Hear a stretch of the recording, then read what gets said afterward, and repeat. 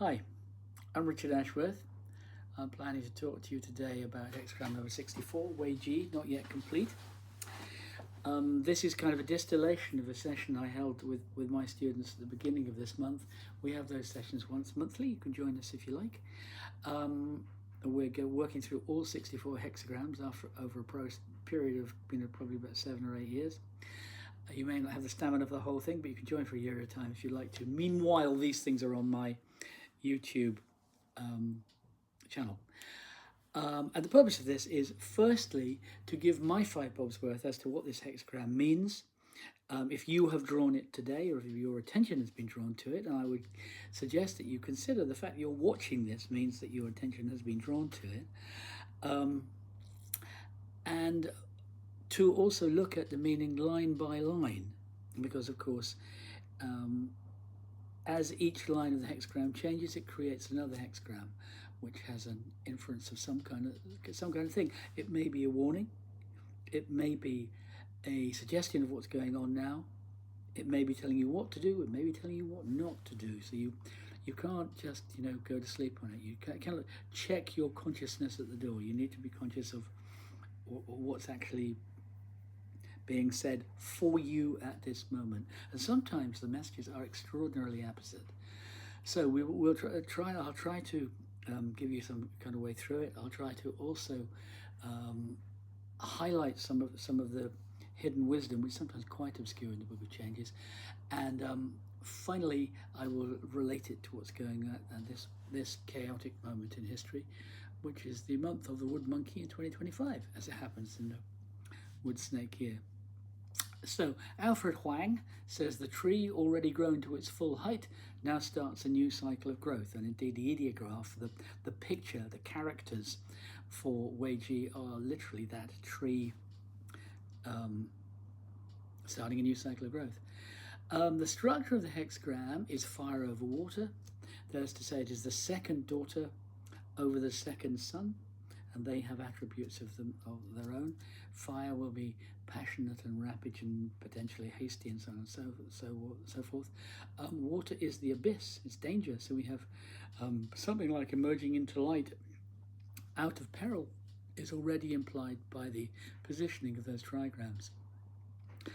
The balance of the hexagram is that there are is made up of the ratio between yin and yang lines. There are 3 yin and 3 yang, so nicely balanced in that regard, but they are all in the wrong place. And this hexagram, Wei Ji, not yet complete, is saying everything is in the wrong place. And there are an awful lot of thoughts, implications, suggestions perhaps, that flow from that. What's also very interesting about it is that there are 3 correspondences, if you will. Technically, the first line can correspond with the 4th, which means they join together, the 2nd with the 5th, and the 3rd and the 6th. What that means, if you like, is the characters that may be being described or the roles that are being described may connect up. So, for instance, the 5th line is very often the ruler. It is in this case, meaning the emperor. And in this case, the emperor, of course, it is the 5th line. It's very often at the 5th line because it's the only place that can be central, firm, and correct. Corresponds with 2, so it's suggesting that the king or emperor, ruler, whatever, has his finger to the pulse. He is being reported back to by someone out in country, so to speak, at the 2nd line. So he's connected with what's going on. He's not just in his ivory tower, is the implication. But there's a lot of correspondence and a lot of coupling, which means that adjacent lines, if they are different polarities, yin and yang, can cooperate and join and so forth. And because these lines alternate, they're all joining up in that way. 1 with 2, 2 with 3, 3 with 4, 4 with 5, and 5 with 6, which is not quite unique, but it's pretty unusual. But what it is suggesting is that connection, cooperation is what's required. And I would suggest, if we're talking about today, in this troubled time in history, that cooperation is what's required. Not only to deal with the various trouble spots in the world, but to put those to one side and make peace so that we can deal with the number one problem in the world, which is climate change, which we're never going to deal with unless we have a common global policy for that. So the host of the hexagram, the one in charge, if you like, is at the 5th line. It's the only one that can be firm, correct, and central. And what that means is that it is either the best or the most typical, in this case, bits of both of those things, but we'll look at that in a second. The ideograph, a tree putting down roots while growing upwards, that's what we said. The time is the 9th month, and this is the wood monkey, which in the Gregorian calendar, the Western calendar,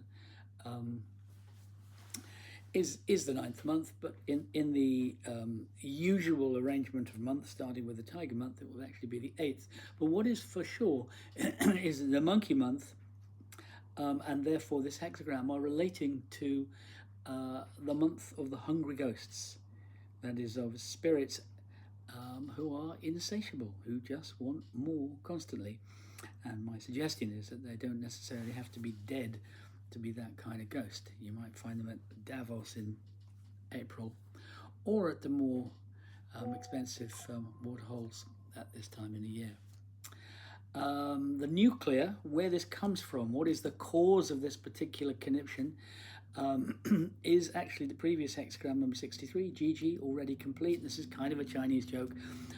Hexagram 64 is not yet complete. The last one, hexagram 63, is already complete, the one before that.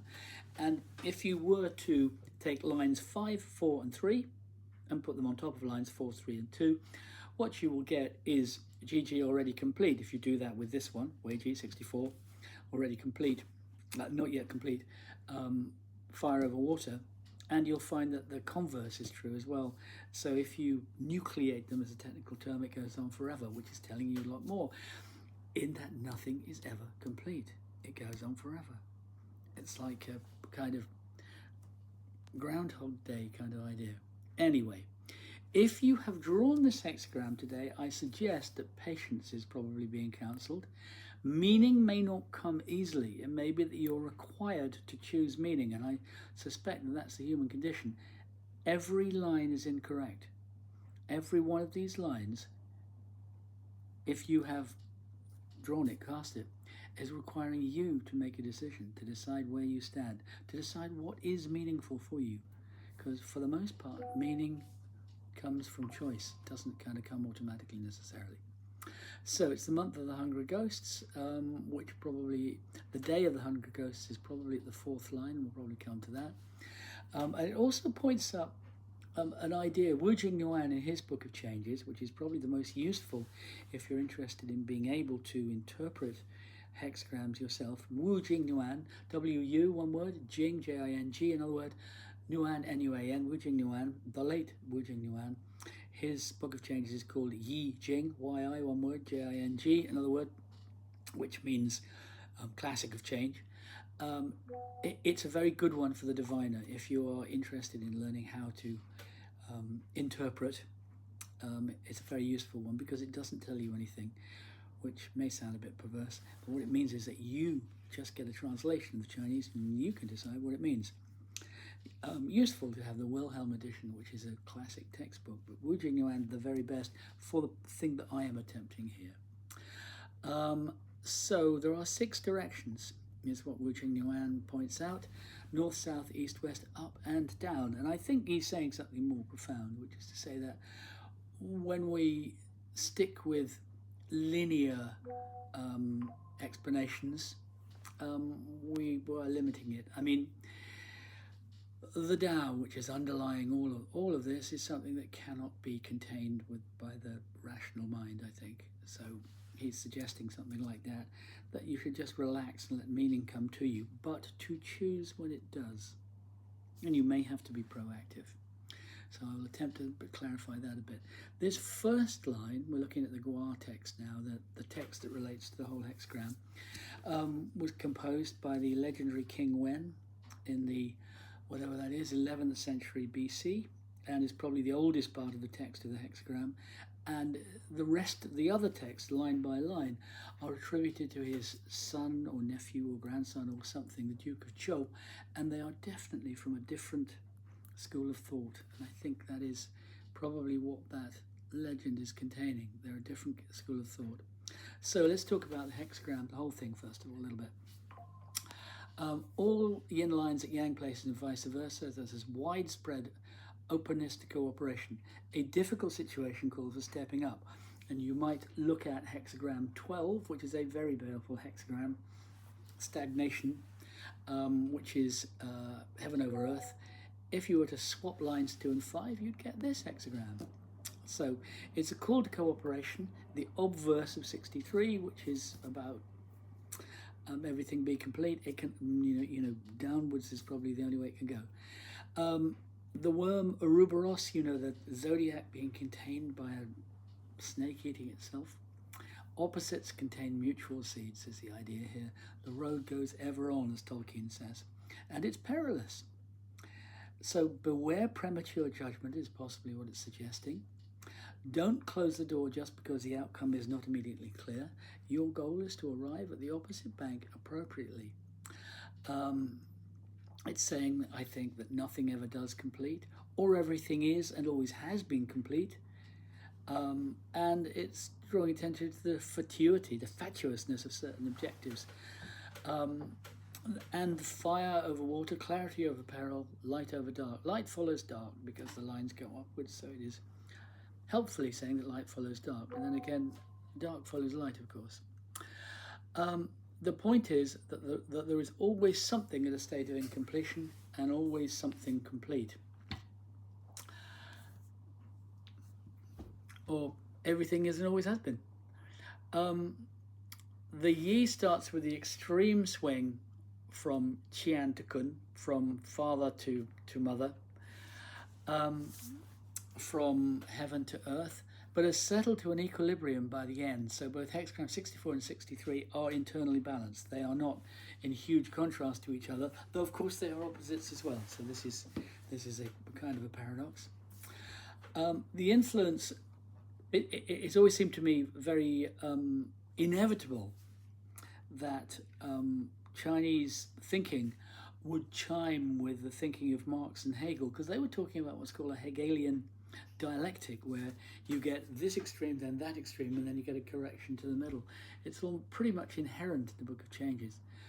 But hexagram 63 tracks the deterioration into chaos, and hexagram 64, the return to order. And it's 64 we're looking at. So let's look at the line texts. The first one, he wets his tail, regret. It is flexible. It's a yin line. It's one of those ones with a gap in the middle.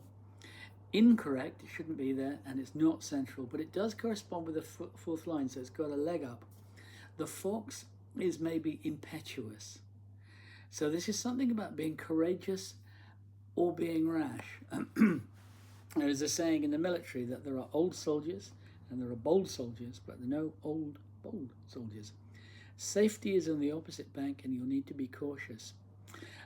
And this line, if you've drawn this line, the change is to Kwai, hexagram 38, the diverse, sometimes called the perverse, fire over lake, which is, there's a certain kind of weirdness about it. It's a will-o'-the-wisp, a jack-o'-lantern, off the wall. And the implication, perhaps, is that an off-the-wall choice is better than no choice. What is being said here is that too much flexibility, a lack of a choice, will just leave you stuck. You just keep going round in circles. And the truth is that we choose even when we choose nothing. Now is not the time to be without purpose. That way lies slavery. Because if you don't have a purpose, you may well find that someone has one for you. Second line, he drags his wheels, chun. Constancy brings good fortune. Incorrect, firm, central. So as opposed to flexible, incorrect, not central, this is incorrect, firm, central. It's the middle way. So, but it's the person who perhaps shouldn't be going there. And there is risk here in the middle of Khan, the abyss, awaiting the tide. Restraint and attention to the Tao makes for good fortune. So you have to keep to the middle path. You have to keep to moderation. You keep to doing the appropriate thing. And we do know what the Tao is at any given time. We can feel it. And it's a useful reminder to just go, what I have to do is to wait for the moment. That thing when you know that now is not quite the right time for action, and then the feeling afterwards that you kind of missed the moment. We do know that moment. This is about respecting it. That way we get to the other side of the river. The fox wets his tail. I mean, this this image of crossing a river runs through this. So, line 2, we're awaiting the tide perhaps. Restraint and attention to the Tao makes for good fortune. The middle path will take us to the appropriate destination, even if it is unknown. And this second change is to fire over Earth, Jin, Hexagram 35, progress. So, if you cast this, it is giving you the alternative of Hexagram 35, progress, which speaks of coming into the limelight. It's daybreak, it's the sunrise. The light emerges when it emerges. So the thing to do, perhaps, is to trust that whatever movement you're taking amounts to progress. Which brings us to the third line, 6-3, Wei Ji, not yet complete, repeating the title. To go forward in misfortune, Cheng Zhang, advantageous to cross the great river, as I said, constant reference to that metaphor. This is incorrect, not firm, not central. It's kind of top heavy. If we change the third line, we have a yin and 2 yang, so it's, you know, possibly falling over. There is no need for force is perhaps the implication here. It's unstable, but the third line is the turning point because we're about to leave the danger of the abyss and be in the fourth line, which is the first line of the top trigram, if you're following. Not yet safe, so extreme caution. Cooperation is required.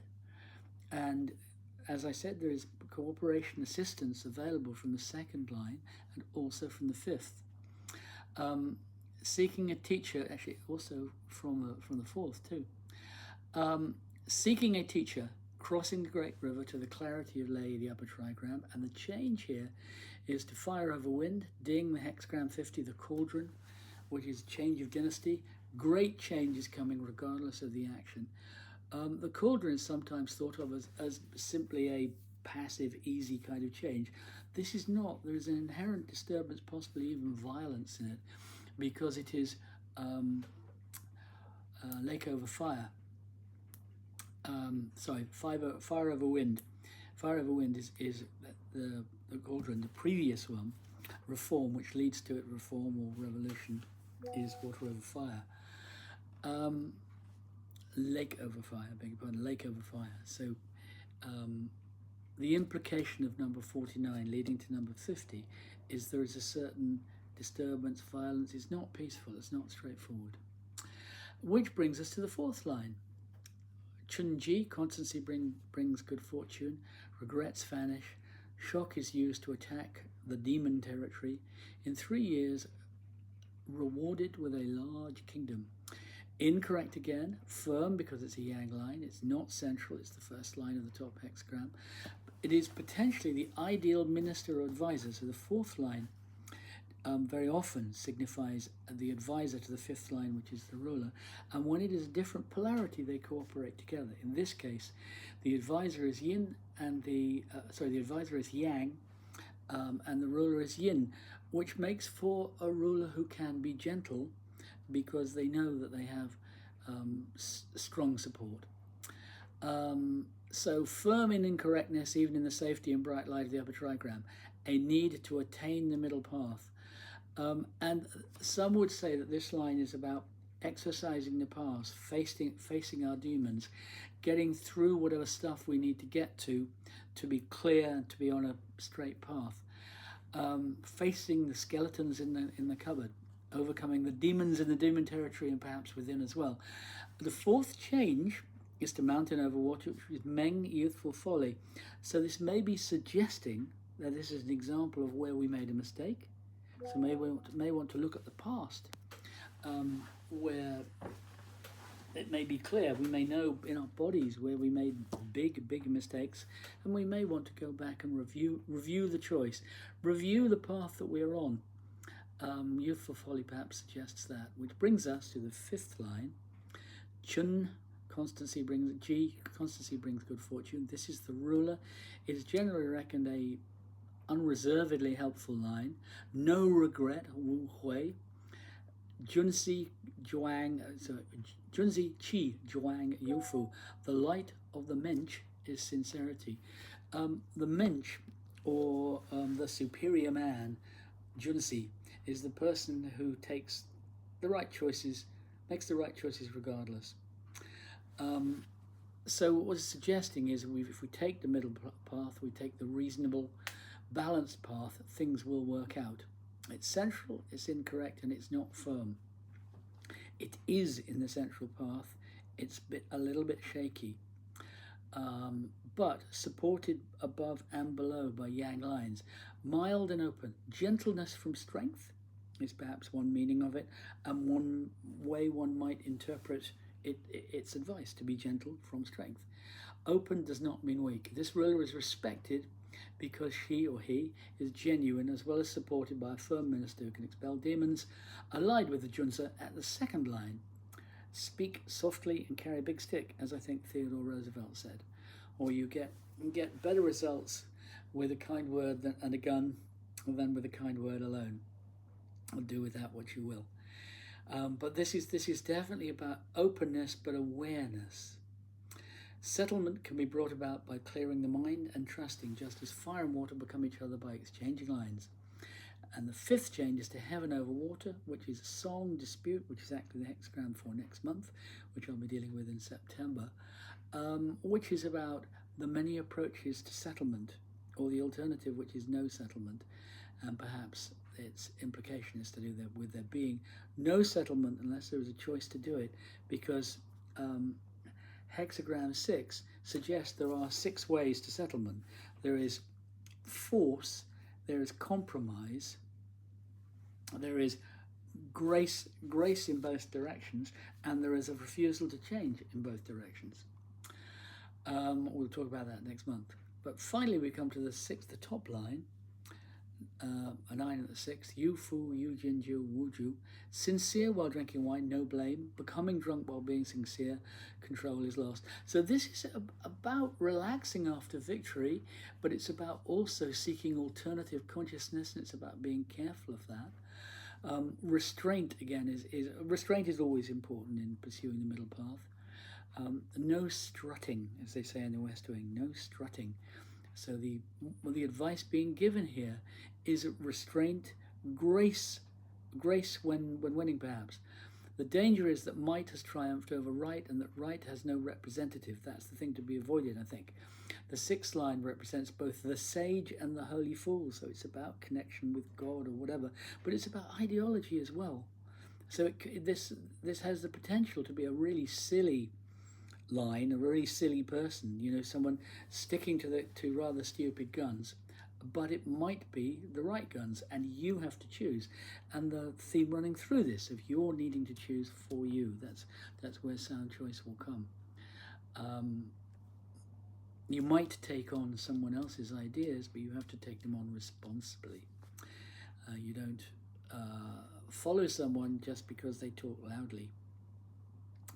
Moderation and self-control. The 6th line is the first line of hexagram 63, you'll remember, which is about things being complete, but it is again emphasizing that nothing ever ends, the beginning of the return, descent into chaos. So your job, if you throw in this line, is to be aware that naturally things will grow and then decay. As Bob Dylan said, that which is not, what did he say? Whoever's not busy being born is busy dying. It's always one of those things, and we need to be, I suggest, philosophical about that, but also to be following the middle path, to being responsible for our choices, responsible for the meaning we choose to put into our life. Consciousness may be abandoned for better or for worse, which is an implication of becoming drunk here, or smoking mushrooms, or whatever you do with them, that kind of stuff. The change is to number 40, which is deliverance, which means that we are still at risk, but we're approaching the opposite bank. We're out of the white water, we haven't quite got yet to dry land. It is not yet over. So if you're interested in attending the sessions from which these words come, email us. That's email Sheila Ashworth Feng Shui at gmail.com. Sheila Ashworth Feng Shui at gmail.com. You can join the sessions. Otherwise, you can find this and the other 63 eventually on my YouTube channel. So thank you for listening. If you have been, we will talk again. I will talk again in a month's time. Bye-bye.